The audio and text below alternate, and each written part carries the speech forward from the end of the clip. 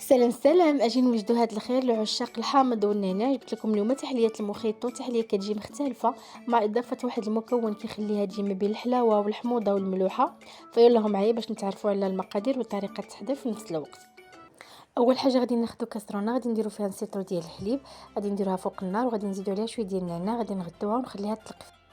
ناخذ نص ديال الحليب واحد اخر وغادي نديروه في كاسرونه ونديروا له فلون ديال الفاني، 2 معالق ديال سنيده ومعلقه ديال النشا. غادي نحركوا هادشي كامل على البارد، غادي نديروه فوق البوطه. والمكون اللي غادي نضيفوه باش يعطينا الملوحه هو الجبن اولا فرماج مربع ولا مثلث ولا اي حاجه.